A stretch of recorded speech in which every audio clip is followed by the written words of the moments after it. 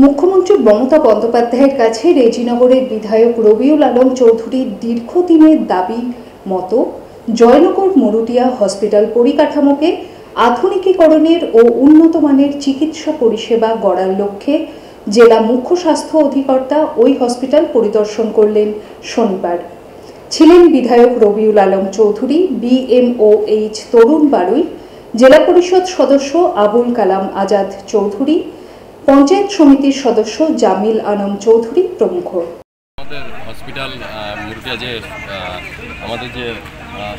জয়নগর প্রাথমিক স্বাস্থ্যকেন্দ্র রয়েছে সেটি ভিজিটে এসেছিলেন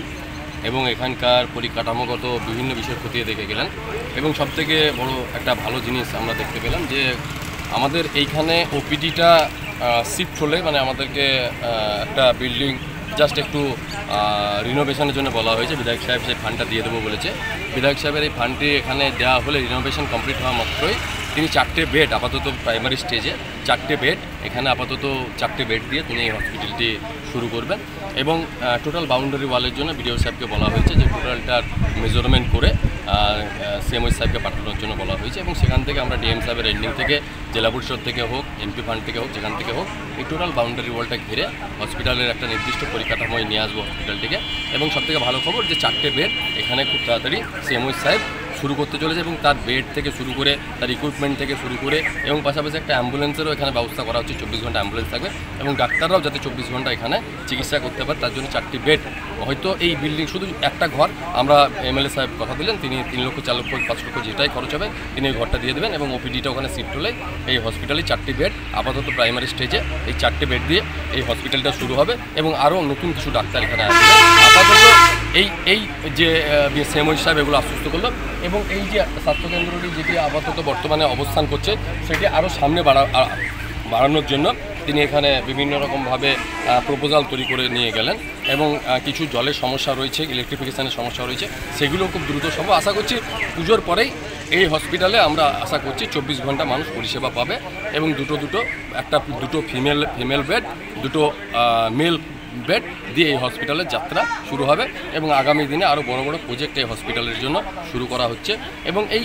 এই যে প্রাইমারি স্টেজে যে মানুষের যে ন্যূনতম চিকিৎসা হয়তো কোথাও কেউ শ্বাসকষ্টজনিত হয়তো রাতের বেলায় সমস্যা হলো, এই এলাকার লোক আপাতত এই আশেপাশের লোকজন কিছুটা হলেও উপকৃত হবে এই স্বাস্থ্যকেন্দ্রতে এই হসপিটাল থেকে। তো CMO সাহেবের কাছে আমরা অনেক ধন্যবাদ জানাই। তিনি নিজে তার মূল্যবান সময় ব্যয় করে এবং বিধায়ক সাহেব এখানে আছেন, বিধায়ক সাহেব টোটালটাই ছিলেন এবং আমাদের এখানকার যারা প্রতিনিধি বা যারা আমাদের BMO সাহেব আছেন তিনি এখনও বসে রয়েছেন, তিনি সমস্ত বিষয়টাই CMO সাহেবকে তুলে ধরলেন এবং পাশাপাশি একটা সুস্বাস্থ্য কেন্দ্র রয়েছে সেটিও কোর্ট কেসের জন্য পেন্ডিং আছে, সেটিও কী করা যায় CMO সাহেব দেখে গেলেন এবং সবথেকে ভালো যে দুটো 4টে বেডের ব্যবস্থা খুব শীঘ্রই এখানে চালু হচ্ছে এবং এই এলাকার মানুষ যারা আন্দুলবেড়িয়া 1, 2 এবং কাশীপুর প্রত্যন্ত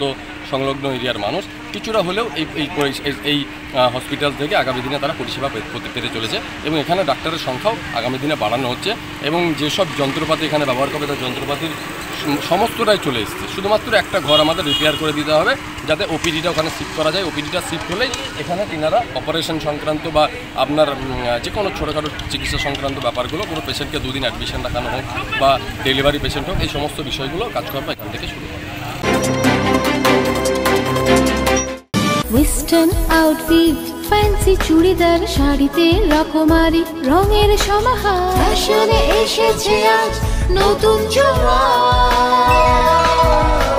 সুনিতা